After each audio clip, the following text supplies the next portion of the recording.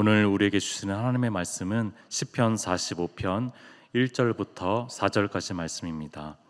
시편 45편 1절부터 4절까지 말씀을 제가 봉독하도록 하겠습니다. 내 마음이 좋은 말로 왕을 위하여 지은 것을 말하리니 내 혀는 글 솜씨가 뛰어난 서기관의 붓끝과 같도다. 왕은 사람들보다 아름다워 은혜를 입술에 머금으니 그러므로 하나님이 왕에게 영원히 복을 주시도다. 용사여 칼을 허리에 차고 왕의 영화와 위엄을 입으소서. 왕은 진리와 온유와 공의를 위하여 왕의 위엄을 세우시고 병거에 오르소서. 왕의 오른손이 왕에게 놀라운 일을 가르치리이다. 아멘. 오늘 시편은 시편의 시들 중에서도 특별한 노래라고 생각하시면 좋을 것 같습니다. 시편 45편 위에 있는 파란색 글씨로 된 표제를 한번 보십시오. 고라 자손의 마스길 사랑의 노래, 인도자를 따라 소사님에게 맞춘 것입니다. 여러분들, 고라 자손은 우리 부목사님들을 통해서 얘기를 좀 들었습니다. 역대상을 보면은요, 고라 자손이 성전 문지기로, 때로는 요리사로, 때로는 군인으로, 그리고 더 많이는 노래하는 자들로 세워져 있는 사람들이 바로 고라 자손입니다. 시편에 나오고 있는 고라 자손은 그러니까 노래하는 사람들이겠죠. 성전 전문 찬양팀이라고 생각하시면 될 것 같습니다. 오늘날로 하면은 우리의 찬양단, 찬양대, 이런 성전 전문 찬양대, 찬양단이라고 보시면 좋을 것 같습니다. 여러분들, 이들이 사랑의 노래를 표제로 보니까 부르고 있다라고 얘기하고 있어요. 노래의 내용을 쭉 보시면은 이 구약 성서 학자들은 거의 90% 이상 이것은 왕의 결혼식 때 불려졌던 축가다라고 얘기를 합니다. 그러니까 시편 150편 중에서 거의 유일하게 이 축가가 이 시편 안에 한 편이 들어오게 된 거예요. 여러분들, 결혼식 성경 용어로는 혼인잔치라고 하죠. 오늘날 시대에는 너무나 많은 이벤트들이 즐비하기 때문에 사실 그 이벤트 중에 하나가 혼인잔치가 돼버리긴 했는데, 여러분들이 고대 사회를 생각해 보십시오.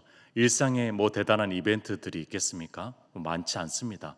그 중에서 최고의 이벤트 하나가 있다면은 바로 이 혼인잔치입니다. 그러니까 당시에 거의 일주일 내내 잔치를 벌이고, 그래서 오늘 못 왔던 그런 이제 하객들, 손님들은 다음 날에도 오고, 또 며칠 동안 같이 머물면서 기거하면서 같이 잔치를 벌였던 그런 잔치가 바로 이 혼인 잔치였고, 가족의 최고의 대사는 바로 결혼식이었습니다. 여러분들 생각해 보면은요, 주님께서 이 땅에 오셔가지고 처음으로 표적을 일으켰어. 그때는 아주 작은 마을에 무명의 예비 부부 결혼식 혼인잔치 때였습니다. 물이 포도주가 되게 했던 그런 아름다운 첫 번째 기적의 역사는 바로 혼인잔치 때 이루어진 거죠. 그리고 또 생각해 보면은요, 마지막 때의 요한계시록에 종말의 때에 잔치가 벌어질 것인데, 그 잔치는 어떤 잔치냐면요, 바로 혼인잔치입니다. 우리와 예수님이 혼인을 벌이고 있는 그런 아름다운 잔치에 대해서 얘기해 주고 있는 거죠. 그러니까 예수님의 등장과 마지막, 이것은 혼인잔치로 시작과 마무리된다라고 얘기하시면 될 것 같습니다. 주님의 초림을 통해서 이제 기쁨이 시작됐다. 이제 기쁨이 시작됐어. 그 기쁨은 어디에서 완성될 것이냐? 바로 재림 때 완성될 것이다. 그 이야기를 혼인잔치를 통해서 얘기해 주는 거죠. 왜냐하면 이 혼인잔치가 이 땅에서 가장 큰 기쁨의 최고에 이르기 때문에 그런 거죠. 이 혼인잔치를 빌어서 얘기를 하고 있는 거죠. 여러분들, 그러나 이 혼인잔치는 기쁨의 상징뿐만이 아니라 이 혼인잔치는 시작을 알려주는 신호탄과 같은 것이 바로 이 혼인잔치입니다. 결혼은 수많은 시작을 알려주는데요, 뭔가 부족했던 것에서 배필을 얻게 됨으로 인해서 이제 온전한 인류가 됐구나, 온전한 세상이 됐구나라는 것을 알려주고 있는 시작점이기도 합니다. 살과 살이 만나서 인간적으로 상호 의존하게 되는 시작을 알려주는 신호탄이기도 합니다. 가장 인간적인 표현을 하죠. 알몸이 되기도 하고 가장 순수한 사랑을 보여주는 시작점이 바로 이 혼인이라는 것입니다.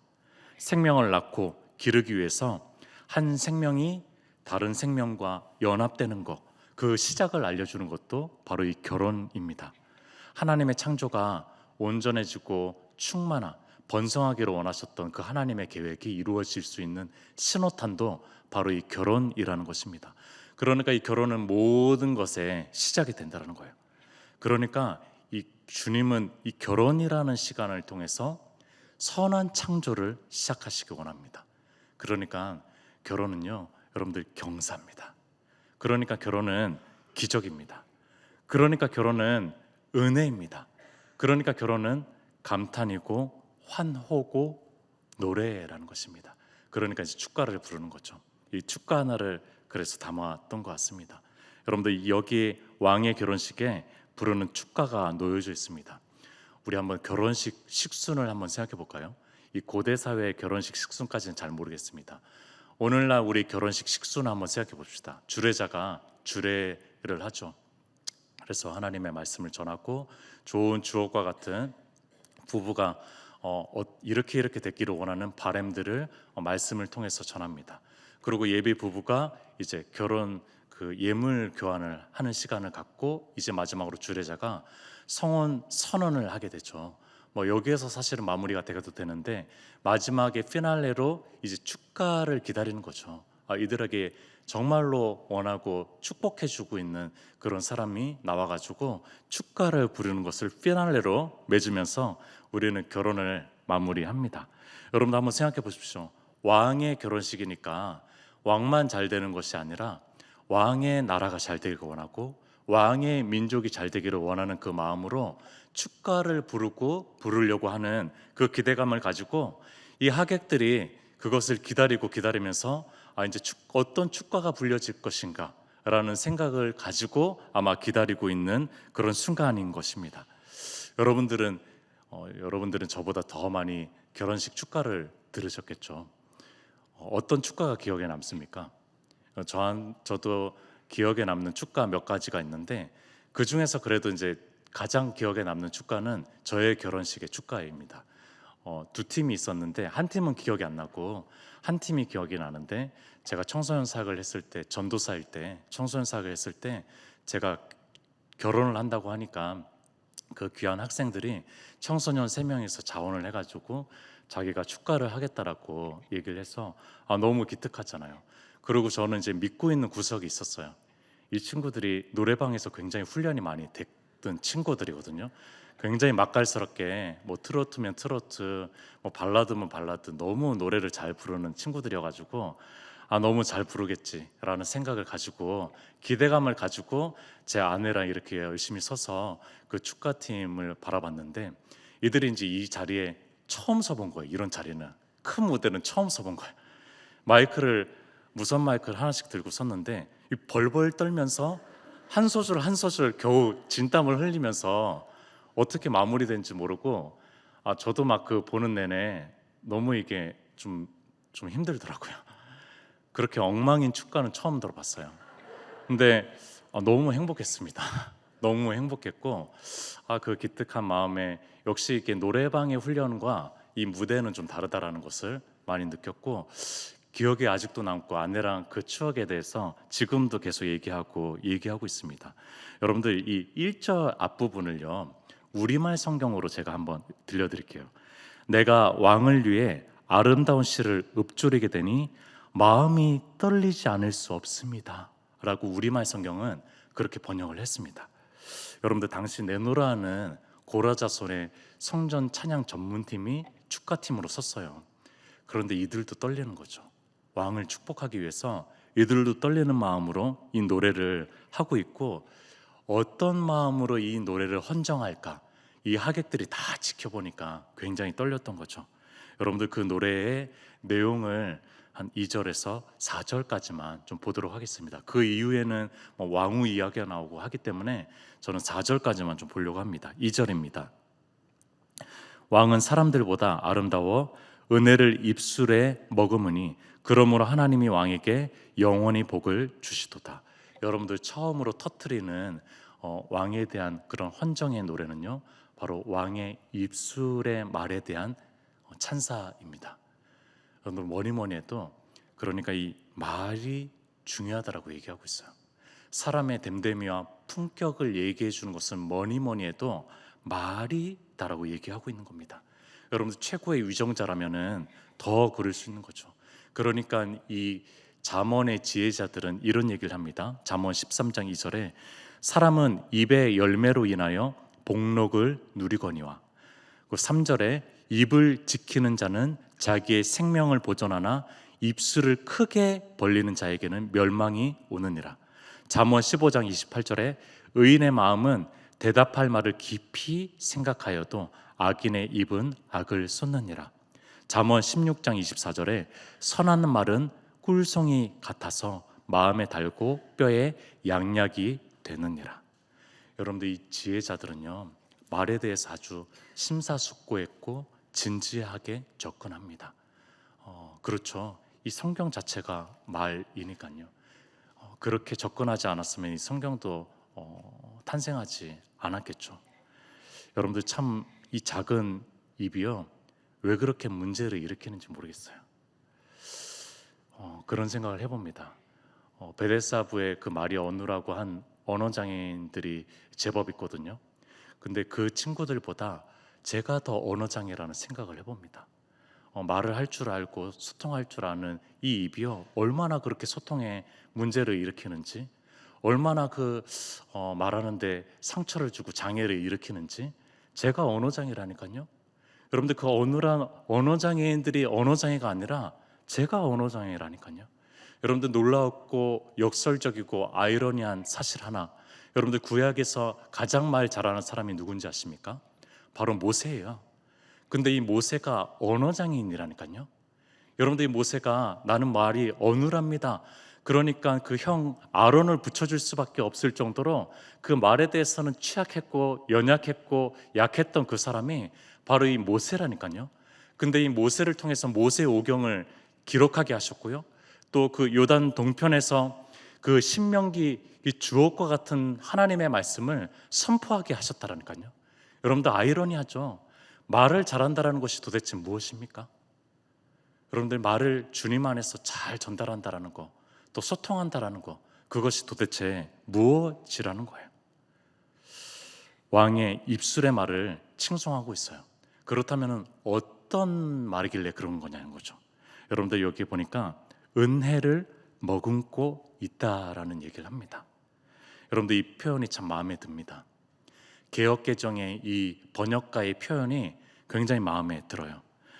NIV 영어 성경에는 이렇게 써 있습니다. 은혜를 기름 부음 받은 입술로 표현하고 있고, 새 번역에는요, 입술에서 은혜가 쏟아진다라고 얘기했는데, 저는 이 개역개정이 좀 마음에 들어요. 이 시는 문학이니까요. 은혜를 머금고 있다라는 이 표현이 너무 마음에 듭니다. 여러분들 이 은혜를 머금고 있다는 그런 입술의 말의 사람은 어떤 사람일까요? 은혜가 무엇이죠? 은혜? 거저주는 선물, 조건 없는 사랑의 베품, 예기치 않은 용서, 불쌍히 여기는 마음. 여러분들 이것이 은혜잖아요. 여러분들 절대왕정 시대를 한번 생각해 보십시오. 이 시대 속에서 이런 말을 하는 사람이 아니라는 거예요.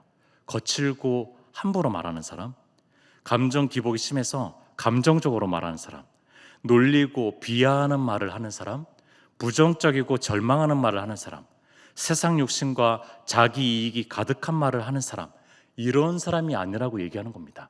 그럼 이런 사람이겠죠.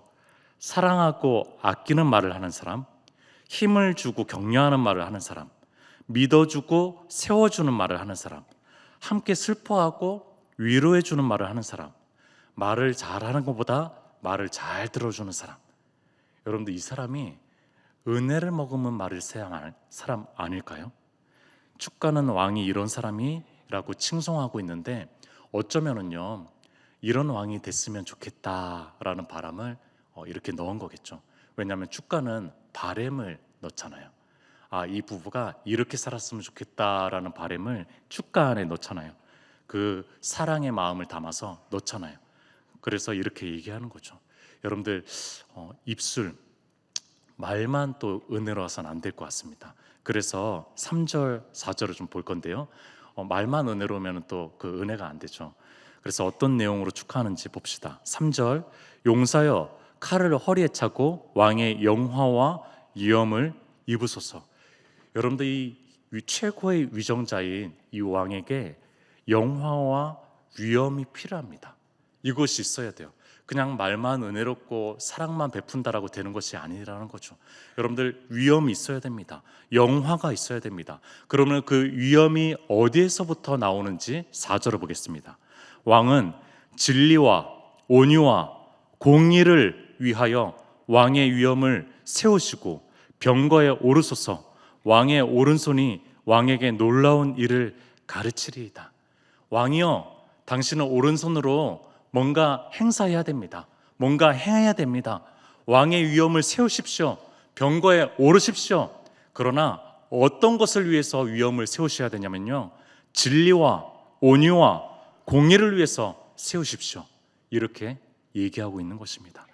하나님이 바라고 이스라엘 백성들이 원하는 이스라엘의 왕은요, 다른 나라들의 왕과 다르다라는 거예요. 여러분들 이 왕은 진리와 온유와 공의를 위해서 왕의 위엄을 세우고 병거에 올라타라라고 얘기하는 것입니다. 참 놀라운 선언이죠.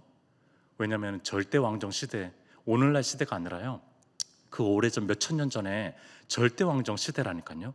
여러분들 이때 뭐니 해도 강력한 군사력이 왕의 위엄입니다.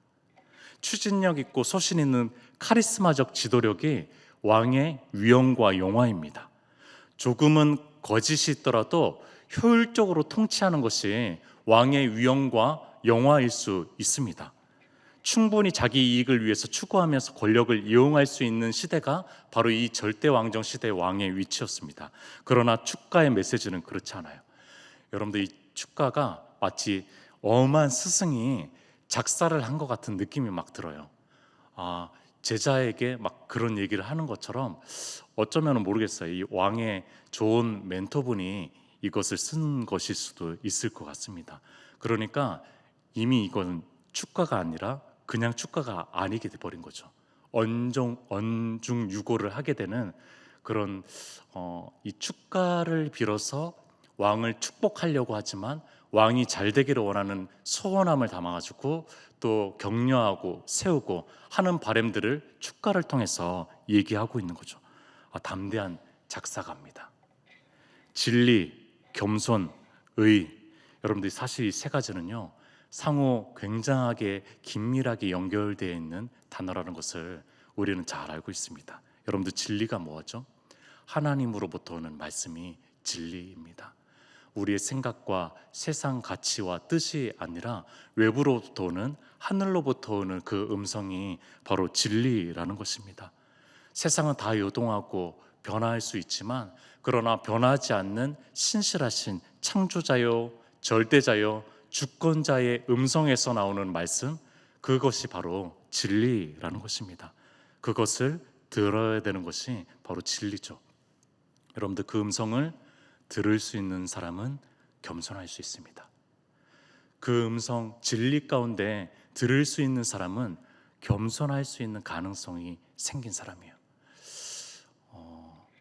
심지어 초등학생, 작은 어린이들에게도 들을 수 있는 사람은 겸손한 사람이잖아요. 그렇다면 절대자, 신실하신 진리의 말씀을 선포하는 그분에게 들을 수 있는 사람은 정말 겸손할 수 있는 그런 사람이죠. 여러분들 그 사람, 겸손한 사람은요, 의로운 왕이 될 수가 있어요. 겸손한 사람이야말로 의로운 왕이 될 수 있는데, 여러분들 이 의가 히브리어로 째다까라는 말이거든요. 째다까. 이것은 가난한 자들과 좀 연결되어 있는 그런 단어입니다. 그들을 긍휼히 여길 줄 아는 마음, 그들의 손을 잡아주는 실천과 관련된 단어가 바로 이 째다까라는 의라는 단어예요. 그러니까 진리, 겸손, 의는 서로 연결되어 있어요. 하나님의 음성 가운데 겸손할 수 있는 거고, 겸손한 자가 사실은 그 가난한 자들과 또 연약한 자들과 손을 같이 하고 그들과 마음을 같이 할 수 있게 되는 것이죠. 우리나라와 사회에 이끌어가는 위정자들이 참 이런 마음으로, 또한 이런 지도력으로 그것을 행사할 수 있으면 얼마나 좋을까, 그런 생각을 해봅니다. 여러분들 새해 정부를 위해서 많이 기도해 주십시오. 새 정부가 이런 위험을 가지고 이런 영화를 가지고 이런 지도력을 행사할 수 있으면 얼마나 좋을까 생각을 해봅니다. 근데 너무 이상적이죠. 여러분들 사실 우리가 수많은 위정자들에게 실망해 왔고 앞으로도 그럴 가능성들이 늘 있습니다. 작은 공동체 부서를 섬기는 것도 그냥 허덕이면서 막 섬기고 있는 저의 지도력만 봐도요, 그냥 느껴집니다. 그 나라를 한 사회의 영역을 지도하고 이끌어간다는 거 얼마나 힘들까 그런 생각은 듭니다. 저의 모습을 보면은 그거를 느낄 수가 있어요.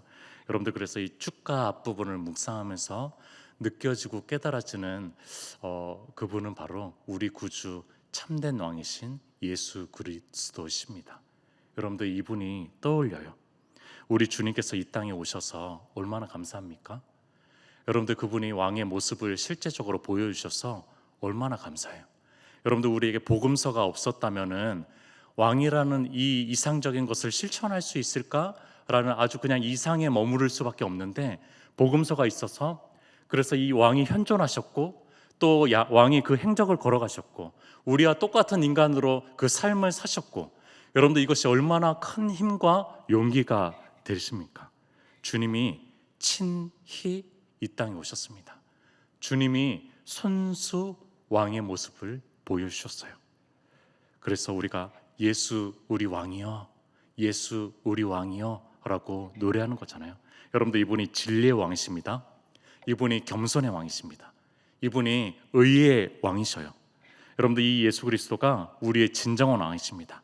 자신의 뜻과 생각이 아닌 하늘 아버지에 충실했던 진리의 왕이시고요. 하나님과 동등됨을 취하지 않고 자기를 비워 종의 형체까지 내려가신 겸손의 왕이십니다. 가난한 이들보다 더 가난해지셔서 그들 곁에 계시고 한없는 긍휼을 베푸신 의로운 왕이십니다. 예수 왕이여. 여러분들 시편은 노래라고 했잖아요. 그러면은 이 세상 한복판에서 우리는 이 노래를 부를 수 있어야 됩니다. 예수 우리 왕이여, 예수 우리 왕이여. 우리 왕은 참으로 위엄 있고 영화롭고 진리가 충만하고 한없이 겸손하시고 의롭다라는 것을 우리는 노래해야 되는데 그러면 어떻게 노래하죠? 여러분들 우리가 어떻게 노래해야 됩니까? 그냥 예수 우리 왕이여 그 찬양을 노래하면 되는 것입니까? 여러분들 이것이 참으로 진정성 있으려면은 우리의 삶이 노래가 되는 것뿐이 없을 것 같습니다. 여러분들 우리의 삶이 찬양이 돼야 되는 거죠. 우리의 삶이 그분이 위엄이 있으셔요. 그분은 진리십니다. 그분은 참으로 겸손하세요. 그분은 의로우세요. 라는 것을 우리도 진리를 추구하고 우리도 겸손한 자세로 우리도 의를 따르는 자세로 살아갈 때 진정성 있는 노래가 되는 거죠. 여러분들 그 삶을 살아갈 그 노래를 부를 준비가 되셨습니까? 여러분들 오늘 하루도 그 노래를 부를 준비가 되셨습니까? 그 노래를 부를 수 있는 오늘 한날이 되었으면 좋겠습니다. 왕의 명예가 훼손되지 않고 왕의 명예가 실추되지 않고 오히려 그 왕의 명예와 위엄과 영광이 더 드높아지는 그런 우리의 삶의 노래가 오늘도 각자의 처소에서 많이 불려지기를 소망합니다. 함께 기도하기를 원합니다. 주님께서 우리를 또 찬송으로 부르십니다. 오늘 하루의 삶을 찬송으로 부르시는데 특별히 왕 같은 제사장으로 왕의 제사장으로 그 역할을 감당하고 삶을 살아갈 수 있는 찬양이 되기를 원합니다. 하나님 우리의 입술에 은혜를 머금기를 원합니다. 하나님 우리도 진리로 살게 하여 주시옵소서. 겸손하게 살게 하여 주시옵소서. 또 의를 추구하게 하여 주시옵소서. 우리 함께 기도했으면 좋겠습니다. 주여 한번 외치고 기도하도록 하겠습니다.